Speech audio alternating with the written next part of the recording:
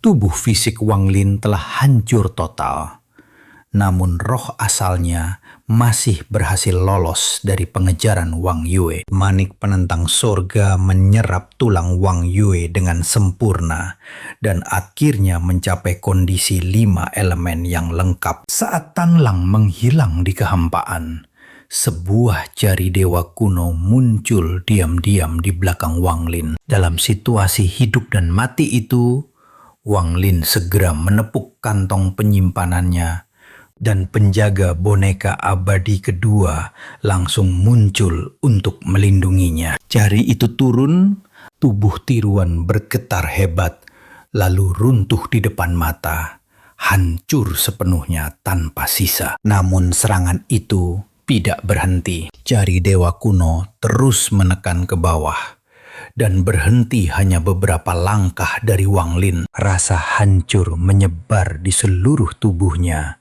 seolah daging dan tulangnya sedang diremukkan. Wang Lin mengangkat kepalanya dengan paksa, dan dari dalam tubuhnya, seberkas energi pedang Ling Tianho melesat keluar, menghantam langsung jari tersebut. Kekuatan energi pedang itu memang luar biasa, tetapi hanya mampu memperlambatnya sekejap. Detik berikutnya, tubuh Wang Lin hancur. Saat jari itu hampir menyentuh roh asalnya, roh tersebut yang telah menyerap setengah naga petir purba tiba-tiba keluar. Roh itu berubah menjadi naga petir purba, mengaum keras mengguncang langit, lalu menyerang jari dewa kuno. Bersamaan dengan auman itu, bola-bola petir muncul di sekitarnya, menyerang serentak dan kembali memperlambat tekanan itu. Memanfaatkan kesempatan ini, roh asal Wang Lin dalam wujud naga petir menyapu kantong penyimpanan yang tersisa bersama tiruan dan setengah tulang Wang Yue, lalu melarikan diri secepat mungkin. Dalam pelariannya, ia melihat mahkota milik Tan Lang melayang di depan. Dengan kesadarannya, ia langsung menariknya ke tangan. Pada saat yang sama, jari dewa kuno perlahan lenyap. Namun Wang Yue tidak berhenti. Tatapannya tetap terkunci pada Wang Lin, dan ia kembali mengejar. Wang Lin mengutuk dirinya dalam hati. Kali ini, ia benar-benar terlalu ceroboh. Ia tidak pernah menduga Tan Lang akan muncul di sini, apalagi membangunkan Wang Yue. Jika tidak, ia tidak akan terjebak dalam keadaan seperti ini. Ia bahkan tidak yakin apakah ia bisa bertahan jika harus menghadapi serangan itu lagi. Jika Wang Yue berhasil menyusulnya, kematian adalah satu-satunya akhir. Roh asalnya menyatu dengan kompas bintang, dan dengan dorongan artefak itu, ia akhirnya melintasi wilayah Luotian Utara dan memasuki wilayah Luotian Selatan. Di belakangnya, Wang Yue berhenti tepat di perbatasan dua wilayah. Wang Lin sempat melambat. Lalu kegembiraan besar meledak dalam hatinya. Ia merasakan dengan jelas bahwa Wang Yue tidak berani melanjutkan pengejaran. Ia menarik napas dalam dan tatapannya menjadi dalam. Makhluk sekuat itu, mengapa justru takut memasuki tempat ini? Apakah di wilayah Luotian Selatan terdapat sesuatu yang bahkan membuatnya gentar? Setelah berpikir sejenak, Wang Lin melanjutkan terbang tanpa ragu. Sekarang, hal terpenting adalah mencari tempat untuk berkultivasi, memurnikan setengah tulang Wang Yue, dan mencoba mencapai kesempurnaan kekuatannya sendiri. Setelah itu, ia juga harus membentuk kembali tubuhnya. Sementara itu, di wilayah Luotian Utara, di sebuah planet sunyi, tubuh Tan Lang hancur.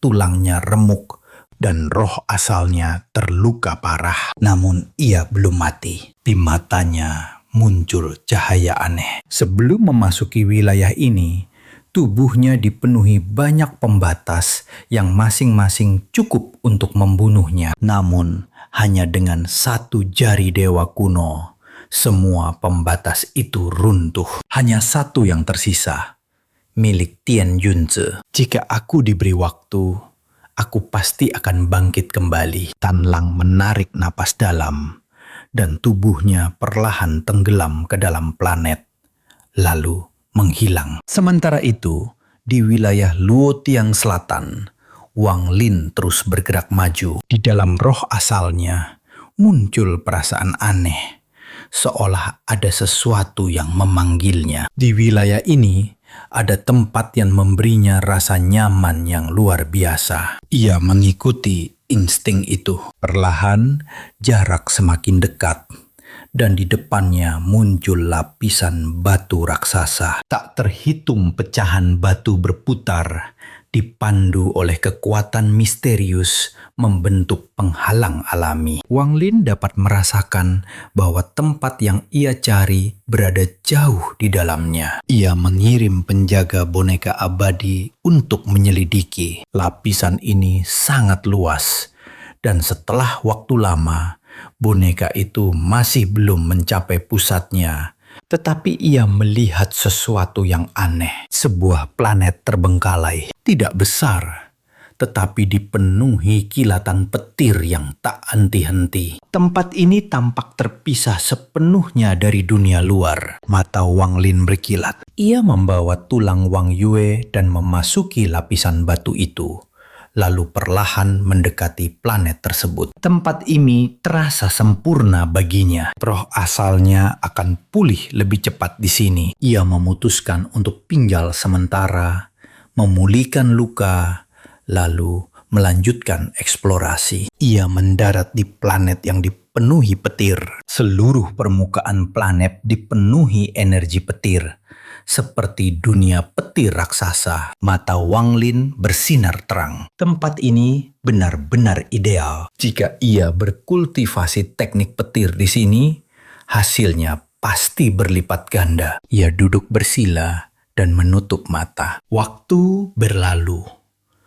60 tahun berlalu begitu saja. Selama itu, energi petir dan kehidupan perlahan menyatu, membentuk keseimbangan sempurna. Suatu hari, Wang Lin keluar dari kultivasinya. Ia melihat tubuhnya, dan ekspresi aneh muncul di wajahnya. Setelah menyerap energi selama puluhan tahun, ia akhirnya membentuk tubuh baru. Tubuh itu mengandung kekuatan petir dan menyatu sempurna dengan roh asalnya. Ia turun ke tanah dan duduk kembali. Tatapannya jatuh pada pegunungan di kejauhan, yaitu tulang Wang Yue. Ia menarik napas dalam dan mengangkat tangannya ke dahinya. Sebuah manik emas perlahan muncul. Manik penentang surga. Ia membentuk segel tangan dan mengarahkannya ke depan. Manik itu melesat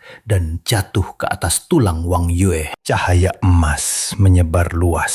Di bawah cahaya itu, esensi logam dalam tulang berubah menjadi benang emas, lalu diserap oleh manik. Proses ini berlangsung sangat lambat. Waktu terus berjalan. 3 bulan kemudian, hanya batu tersisa, dan seluruh esensi logam telah diserap. Wang Lin sebelumnya merasa ragu apakah setengah tulang itu cukup. Namun sekarang, ia melihat bahwa elemen logam telah sempurna. 5 elemen menyatu, dan manik itu perlahan terangkat ke udara. Wang Lin langsung menggigit jarinya dan meneteskan darah ke dalam manik. Saat darah itu terserap, pikirannya bergetar hebat, seolah ada sesuatu yang baru muncul dalam rohnya. Pada saat yang sama, simbol misterius muncul dalam kesadarannya. Ia menatap manik itu. Kini tidak ada lagi rasa antusias dalam dirinya, hanya kewaspadaan dan ketenangan. Harta ini telah lama bersamanya, tetapi ia masih belum benar-benar memahaminya. Setelah hampir 1000 tahun, manik penentang surga akhirnya mencapai kesempurnaan 5 elemen.